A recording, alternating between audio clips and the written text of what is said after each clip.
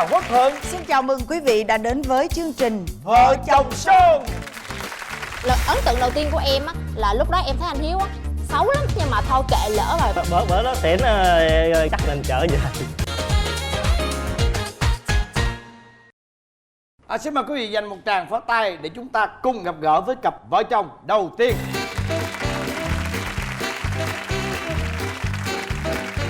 Xin chào hai em. Mời hai em giới thiệu về mình. Dạ, em tên là Nguyễn Thị Bích Trâm. Em năm nay 27 tuổi. Em làm giáo viên mầm non ở một trường ở huyện Bến Cát, tỉnh Bình Dương. Còn em? Dạ, em tên Nguyễn Minh Hiếu. Em đến từ Đồng Nai. Em đang Hiếu làm gì mà Dạ, bẻ tay? em đang là tài xế xe. Hỏi tên Hiếu nó ngồi bấm bụp bụp sợ quánh mình ghê. Rồi, Hiếu với Trâm là quen nhau trong trường hợp nào? Dạ, quen nhau cách đây 10 năm. Đó là một lần ở trên đài truyền hình Đồng Nai á, có một cái chương trình Khúc Hát Tôi Yêu á, là em có tham gia chương trình, gửi bài hát và để lại số điện thoại, rồi vô tình ông xã nghe được á, rồi điện thoại và viết thư nói chuyện. Ồ vậy đó hả? Hồi đó cũng có điện thoại với thơ. Rồi khi em nhận được một cái lá thư, cảm giác của em như thế nào?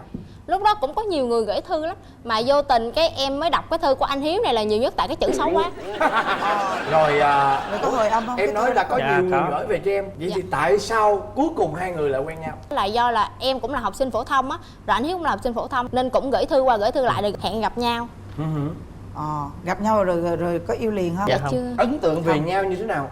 Ấn tượng đầu tiên của em á là lúc đó em thấy anh Hiếu á xấu lắm, mà mặc quần tây áo sơ mi rồi mang dép lê rồi nữa, mà trong khi đó gửi hình á chỉnh sửa nhìn đẹp lắm kìa. Mà lúc mà lần đầu tiên gặp thấy xấu quá, nhưng mà thôi kệ lỡ rồi, bạn mà xấu cũng được, không sao. Còn Hiếu? Em thấy bình thường. Bình thường. Bình thường. Rồi dắt nhau uống cà phê, hai người nói cái gì? Hỏi chuyện học hành, rồi Hiếu mới giới thiệu là Hiếu có bạn gái đồ này nọ vậy đó. Có không Hiếu? Có. Nhiều không? Cũng tạm tạm. Tạm tạm là ít nhất cũng phải trên 10 cô. Không có, 9. Chính. Ông mà khiêm tốn sợ luôn hả? Rồi đến bao lâu thì hai người mới chính thức yêu nhau? Tụi em còn là bạn thân với nhau 5 năm nữa rồi mới chính thức yêu nhau. Bạn nào là yêu bạn nào trước? Cái đó lúc là bạn thân thì hai người đã có tình cảm rồi, nhưng mà không có nói. Là em nghĩ là chắc hai người cùng có tình cảm với nhau thôi. Tức là lúc đó Hiếu đã có người yêu rồi, Dạ. mà Hiếu lại viết thơ cho bạn này. Có nghĩa là trong cái tư tưởng của mình là muốn bắt cá hai tay hả? Không có. Đó viết thơ là bạn bè thôi. Thì nó là mình nghĩ là bạn bè thôi. Đúng Rồi trong rồi. lúc mà bạn bè đi chơi với nhau là vợ vừa thú nhận là đã có cảm tình với nhau đó. Lúc đó em chưa. Sau này chia tay người yêu rồi á, thì lúc đó mới có cảm tình. Tức ghê, rồi nãy rõ ràng vợ nói là làm như hai người đã có cảm tình với nhau rồi hay sao á, cho nên là hai người tự đến với nhau. Là không có nói á chị. Thì đó thì Tại không trong nói lòng đâu là có biết đâu. trong lòng, nhưng mà trong vấn đề là cái cảm xúc, chứ vấn đề không phải là bằng lời Cảm nói. xúc có chút chút. Đó, bắt cá hai tay, hiểu không? Có tay bắt hai con. Vậy trong cái thời gian hai người thân nhau trong 5 năm, em có chứng kiến cái cuộc tình của anh nào? Mấy chục tình luôn anh. Là cứ có người yêu cái dắt qua chơi, gặp em nói chuyện. Là do em với anh Hiếu là lúc mà mới đi chơi chung là đã kêu là ông xã bà xã rồi. Cái gặp qua cái người kia mới tưởng là có người yêu rồi, dắt qua bắt cá hai tay nên chia tay hết luôn, đâu còn ai đâu. Cứ kêu bà xã bắt đầu nói thôi về anh có người yêu rồi, yêu em chi, bỏ luôn. Cái người đó ghen ngược lại với em. Dạ đúng rồi. Mặc dù lúc đó tụi em chỉ coi nhau như hai thằng bạn hay là hai con bạn. Hai thằng bạn. Hai thằng bạn. Ủa mà sao thân nhau không kêu là ông với bà, gọi là mày với tao, mà mày gọi là ông xã với bà xã? Có tư tưởng trong đầu trước rồi. Thân này chắc là thân em là của tôi, thân tôi là của em đó. Đó. Rồi là 4-5 năm sau mới quen nhau. Dạ anh chơi thân 5 năm xong rồi mới quen, mới yêu nhau 3 năm rồi mới cưới. Chứ một cái chi tiết nào mà tự dưng chuyển từ tình bạn sang tình yêu nam nữ vậy? Dẫn đi nhậu chung á. Sẽ lên đăng ký hát tặng cho ông xã. Rồi sao hát bài gì? Hát bài gì? Em cũng không nhớ bài gì nữa mà. Ông xã em number one đúng không? Bữa đó xỉn gặp đi xe 67 đạp đâu có nổ đâu. Rồi cái phải nhờ người ta đẩy nổ rồi mới chắc nên trở về. Hai vợ chồng nói nãy giờ thì em là người chủ động tỏ tình với anh ấy đúng không? Dạ không, thì đi nhậu xỉn về xong rồi anh Hiếu kêu là phải ôm, không ôm là té, rồi ôm anh Hiếu. Rồi bữa sau hai đứa đi chơi, rồi anh Hiếu mới nói Trâm làm bạn gái Hiếu nha. Cái lúc đó tự nhiên cái mình cũng cảm thấy ấm lòng lên, cái mình đồng ý luôn. Mà xạo vậy?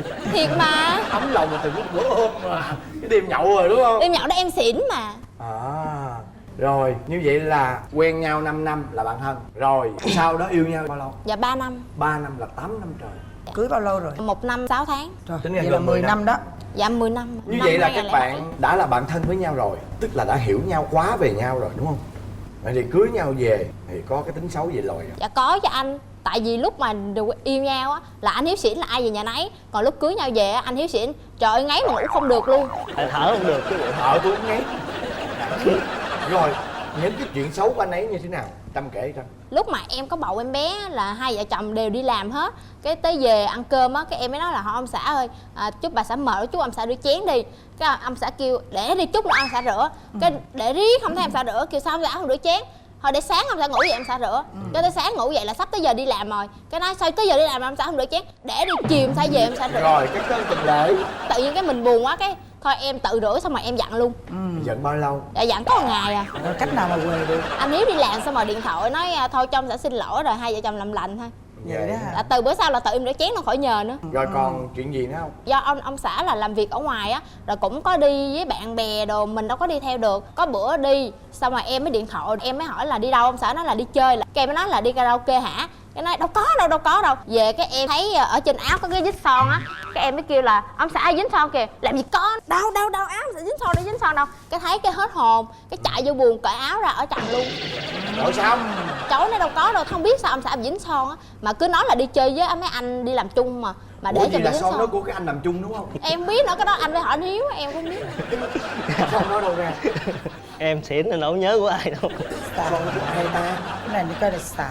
Em Như lúc vậy đó cái là- cảm xúc của em là sao? Lúc đó mình cũng hơi buồn, thì nếu mà có gì thì cứ nói rồi em thông cảm hết, vì nếu như mà vì công việc á thì mình có thể bỏ qua, mà ở đây anh Hiếu không nói, anh Hiếu giấu luôn. Mà em mới cảm thấy áy náy gì về cái vết son không? Có chứ, tại vì chung mà mấy cái vấn đề ở ngoài thì không có nên đem về nhà thôi. Tại vì Trâm tới giờ em bỏ qua chuyện đó chưa? Và đôi khi cũng hơi nhắc lại. không, mà cái đó cũng xong rồi anh. Tại vì giờ để là vợ chồng mà, thì mấy cái vấn đề ở ngoài thì nó hiểu nhau là được. Bây giờ chị hỏi ngược lại chút xíu thôi. Dạ. Nếu là em thì em sẽ phản ứng như thế nào? Cái ghen của em nó làm sao? Em chắc em ghen cao hơn đó. Cao là cao như thế nào?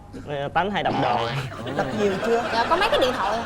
Có mấy cái điện thoại Điện thoại. thôi. với Đúng mà xe đồ. Nhưng mà giờ hết rồi. Tại em giờ là chạy xe là em giảm nữa, cũng được 50% là Đúng nóng rồi. rồi. Chứ hồi xưa nóng tánh lắm. Chồng em ghen như thế nào Trâm? Ví dụ như em là giáo viên mầm non, mà cái môi trường mầm non đó là chỉ có phụ nữ, trẻ em, và trường chỉ có một người bảo vệ thôi, nhưng ông đó rất là già. Xong rồi buổi trưa á, là giờ học trò nghỉ á, cái anh Hiếu mới điện thoại nói là bà sẽ đang làm cái gì, cái nói đang ngồi nói chuyện với mấy chị, cái mấy đứa học trò nó la, nó kêu ai á thằng nào ở đó vậy. Cái chị phải dạy chung á, bà mới kêu chứ ở đây hả, nhiều thằng lắm, chục thằng cộng lại mới được như đó tuổi. Tức là chồng ghen với con nít hả chồng? Ghen đủ thứ luôn. Ví dụ như em sanh em bé ở nhà nha, mà nhà em á là hàng rào cao 2,5 m, có chó rồi nữa, mà khi nào cũng khóa cổng hết. Cái em mới nói là ở nhà không có để ai vô nói chuyện. Cái em kêu nhà khóa cửa có chó ai vô thì nó leo rào nó vô. Nghĩ nó vậy luôn á. Trời ơi ghen suy diễn đó. Suy diễn ghê lắm luôn á. Còn gì nữa không? Có, em có bầu á, mà em đi làm nói em mà đừng có nói chuyện với ai hết. Em nói trời ơi, có bầu lo đi về cho nói chuyện với ai. Vậy chứ cũng có nhiều thằng nó khóa bà chủ nói chuyện lắm. Kiểu gì cũng ghen được. Nhưng mà lý do gì mà em lại ghen một cách tưởng tượng lên như vậy? Nói chung là em đi ở ngoài á, em gặp nhiều lắm. Nên đôi khi mình nghĩ vậy thôi. Tức là em gặp nhiều những cái Nhiều cái trường hợp. Cho nên là em Tại bị tại sợ. những khách mà đi xe của em nữa, rất nhiều trường hợp. Nên đôi khi mình nghĩ vậy thôi. Đó có nghĩa là bệnh nghề nghiệp. Có nghĩa là Bệnh nghề tại vì nghiệp. mình đã tiếp xúc nhiều xong rồi tự nhiên mình sợ. Thì đó Nên không sợ có mất thông vợ thôi. cảm. Thông cảm. Dạ em cũng hiểu mà. Rồi giờ tới em, vợ em có tính xấu không? Hay lèm bèm không? Nhậu á, nhậu là lèm bèm. Có giờ tới còn nhậu nữa hả? Hai chồng nhậu chung đúng không? Không có nhậu chung. Mỗi lần em đi nhậu về á là hay lèm bèm. À. Vậy bây giờ em mong muốn bà xã thay đổi điều gì? Dạ. Chắc duy nhất một điều thôi đúng không? Dạ, để nhậu về Tật đừng xấu lèm em bèm đó. nữa. Còn em Trâm? Muốn ông xã thay đổi là bớt ghen tí xíu thôi. Rồi có muốn bớt nhậu ra không? Dạ có bớt nhậu chút xíu nữa. Chỉ mong muốn hai điều thôi đúng không? Dạ. Thế Không tùy. còn gì nữa. Dạ không, em thấy ông xã em cũng tốt rồi, chỉ có hai điều đó thôi. Cái hai cái điều đó là hai cái điều cơ bản á. Chị nói thiệt, tưởng là hai điều lợi ích, không có đâu. Cái suy diễn rất là nguy hiểm. Tại vì mình phải có lòng tin vào cái người vợ của mình. Cho nên là thôi mình đổi Nhưng suy mà diễn đi. đôi khi phòng bệnh mà nói trước vậy.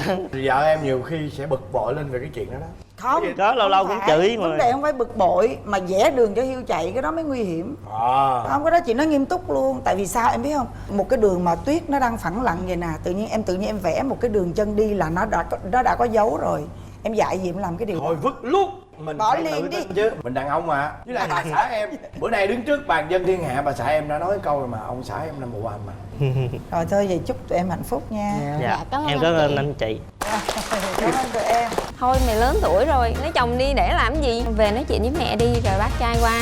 Bị cái thật, có mỗi lần ông muốn xỉn, ông giống như không kiềm chế được. ta sẽ gặp gỡ một cặp vợ chồng thứ hai và họ sẽ mang đến cho chúng ta những câu chuyện hạnh phúc gì. Xin mời quý vị dành một tràng pháo tay đón chào họ.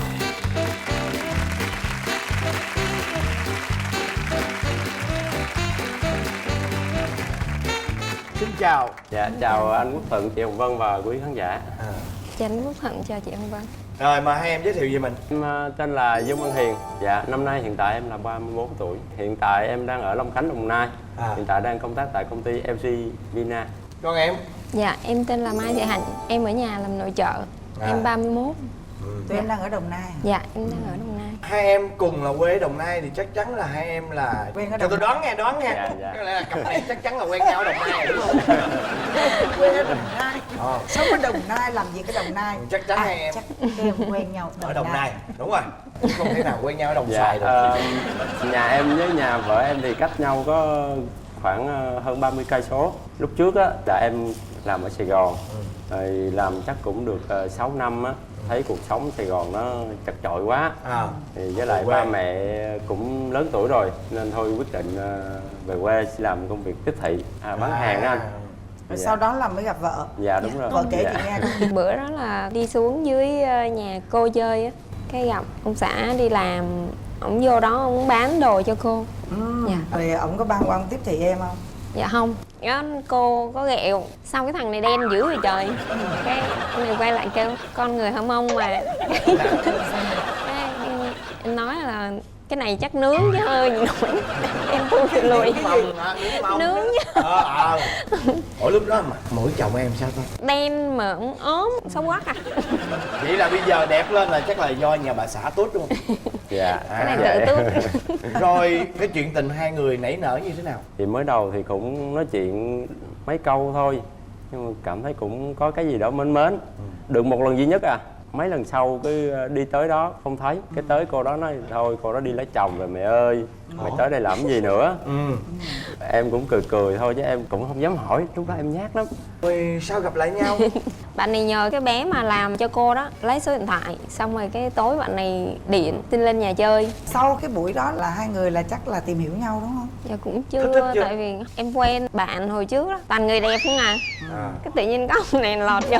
Nhưng mà thành đặc sản. Đúng không?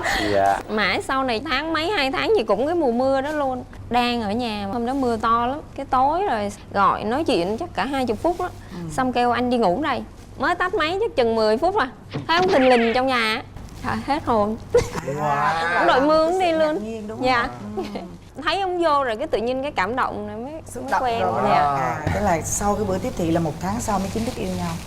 Đúng Dạ không? chắc phải 2 tháng mấy. Rồi sau cái buổi mà 2 tháng mấy đó thì bao lâu thì cưới nhau? Khoảng 5 tháng mấy à. Là do Lý phụ do? huynh bảo cưới hay là do Dạ. ai bảo cưới? Lúc đó tự nhiên cái mẹ chồng kêu chứ thôi mày lớn tuổi rồi lấy chồng đi để làm gì.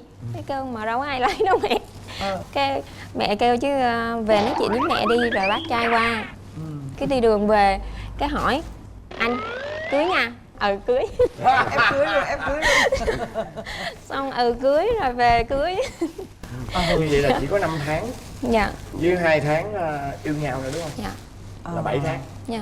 Các bạn khi cưới nhau về thì chắc chắn là có điều rất là nhiều tính xấu lòi ra đúng không? Trời ơi, em gọi là rớt từ trên thiên đàng xuống địa ngục luôn. Ủa? Ngay ngày đầu tiên luôn.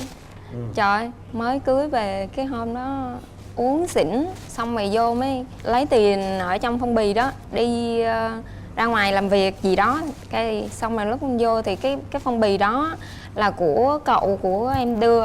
Cái em sợ là lỡ mà ba mẹ bên chồng nhìn thấy cái phong bì không có tiền lại nghĩ là hay mình lấy, cho nên mới cằn nhằn mới kêu là sao tự nhiên lại lấy tiền trong đó.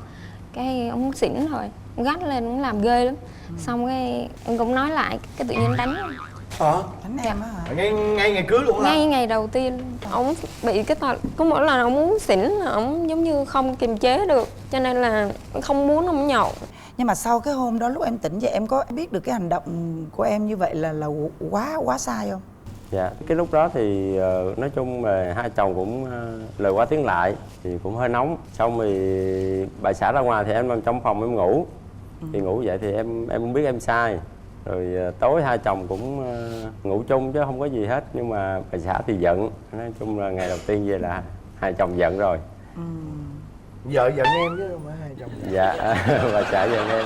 Chị hỏi vợ nó có lần thứ nhì nữa không? Dạ có. Mới đây. Mới đây. Quánh nữa hả? Dạ. Bữa đó chọi cái miếng đu đủ chứ chưa đánh.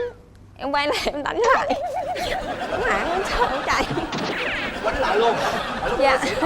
Là lúc Ông em làm xỉn chị dâu luôn mà phải lúc không? đó ghen. Bán hàng trên mạng á. Cái tự nhiên cái mở ra coi xong rồi ghen, đập cái điện thoại, cái chọi cái miếng đu đủ. Bực mình, em kêu tôi nhịn ông nhiều lắm rồi nha. Quay lại đập lại, hoảng ôm con bé nó chạy mất tiêu. Em lấy gì em làm? Đập lại là em Mới đầu thì đập bằng tay, sau xách cái cây gì. Dí luôn. Tức quá mà. quê được. Rồi chạy Ba luôn. lần nó bại. Rồi chạy luôn hả? Chồng chạy Chạy thiệt luôn á hả? bỏ chạy. Lúc đó mặt vợ em dữ không? Dữ lắm chị. Rồi ôm con chạy luôn. Anh muốn hỏi Mà cái lúc suy đó- nghĩ của em lúc đó như thế nào? Tự nhiên làm vậy em cảm thấy bực mình lắm. Tại vì trước á là em ở nhà không à. Cái anh này cứ thỉnh thoảng lại nói là vợ ở không. Trong khi ở nhà con cái rồi đủ thứ việc nhà hết. Bực quá cái ông làm vậy tự nhiên nó nổi cơn. Tức nước dở bờ. Nghĩ trời đứng lại chắc đánh chết. Em thì lúc đó cũng giỡn thôi. Tại vì cái điện thoại để thì em coi. Mà bán hàng trên mạng á thì em cũng không có nói gì. Mà thấy toàn là nam vô trong chọc không à. Có mua gì đâu. Cho em mới bực mình, em mới đập cái điện thoại. Xong em mới cầm cái miếng đu đủ em chọi vô người. Xong thấy quay lại dữ quá thì có con bé con thôi em ôm em chạy đi cho rồi. Lúc đó là chồng em không có xỉn đúng không? Không, Giả sử như cái bữa đó chồng em có rượu có bia xỉn, em quánh lại không? không, nếu mà có rượu có bia thì em sẽ dẫn hai đứa bé đi. Trong cái lúc xỉn là ông không thể kiềm chế được. Chứ còn cái lúc này ông kiềm chế được, ông biết là ông còn có con, còn có vợ đó, còn gia đình nữa. Thì mình mới muốn làm một lần để cho ông biết cái cảm giác. Hôm sau ông hỏi, vợ đánh anh vợ có sót không? Trời đất ơi. Em hỏi, ủa gì cái đó anh đánh tôi anh có sót không? Okay. Ông ngồi yên. Nhưng mà chị muốn hỏi nè, cái lý do gì để mà em vẫn sống với ảnh? Anh nói chung mà chỉ có cái lúc xỉn không vậy thôi, còn bình thường thì anh cũng khá là tuyệt vời. Nói chung mà đi làm về thì công việc nhà rồi này kia làm hết, rẫy vườn rồi làm hết. Như tối ăn cơm xong cái đi rửa chén cũng đi rửa phụ. Đó là một lý do, còn bên nhà chồng thì sao?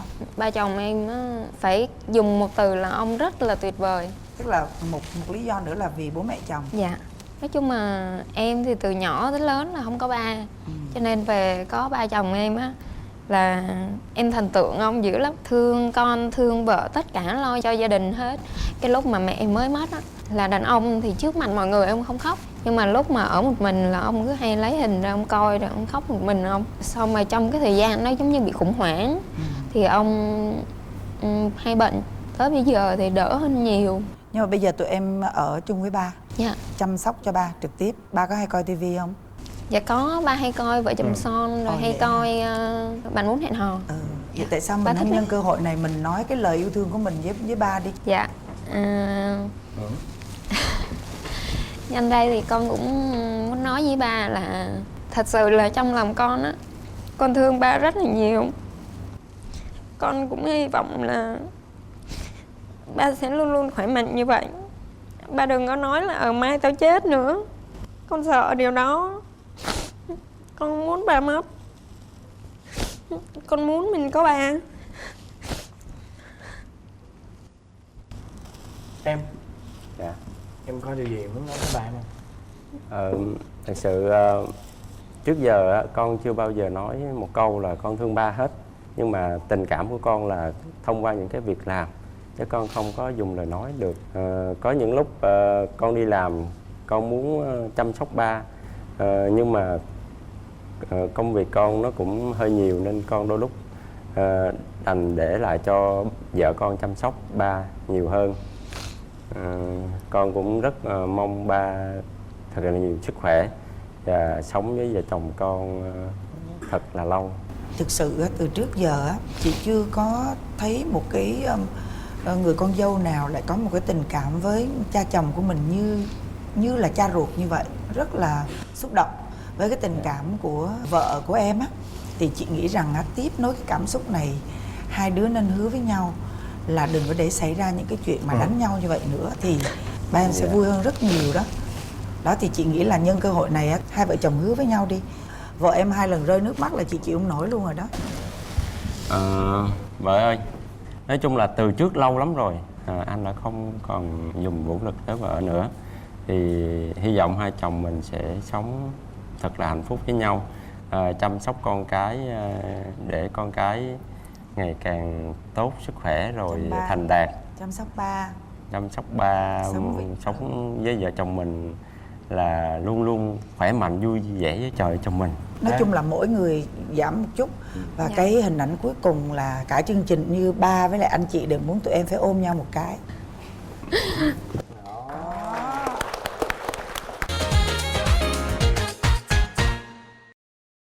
Và bây giờ là phần kiểm tra hữu ý và bốc thăm may mắn. Chúng ta có các phần quà như sau. Trước tiên là một phiếu chăm sóc da, cơ thể, sức khỏe và sắc đẹp với nguyên liệu 100% tự nhiên từ thiên nhiên tại hệ thống mầm gạo Spa công nhận tiếp trị giá 10 triệu đồng. Và món quà thứ hai đó chính là một bộ sản phẩm dưỡng trắng da toàn thân phi thành phần chiết xuất từ các dưỡng chất thiên nhiên trị giá 2 triệu đồng. Món quà thứ ba đó chính là một bộ sản phẩm sữa ong chuối viên nang Biflex giúp tăng cường hệ miễn dịch, giảm cholesterol, giúp tái tạo tế bào da, làm sáng da và mịn màng trị giá 2.300.000 đồng. Và món quà thứ tư đó chính là một miếng cước chùi nồi kèm theo một cặp vé xem kịch tại sân khấu của chị Hồng Vân. Và bây giờ là phần kiểm tra hiểu ý. Các bạn đâu lưng lại nhau nha. Đâu lưng lại. Nghe kỹ câu hỏi của chương trình nha. Vợ chồng bạn thích đi quán cà phê nào nhất? Vợ chồng bạn thích đi quán cà phê nào nhất?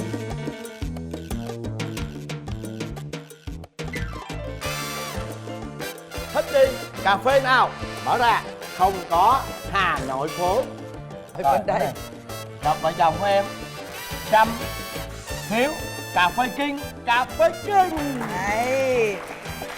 Như vậy với đáp án là cà phê King, cặp vợ chồng của Trâm và Hiếu sẽ được ưu tiên chọn một trong 4 thùng này. Màu gì? Gì cũng được, Hiếu chọn. Thích màu đỏ, chọn màu đỏ đi. Màu đỏ. Màu gì? Màu xanh. Tôi màu hồng cho nó nam tính. Trời ơi, rồi lên cân. Tôi thích màu hồng.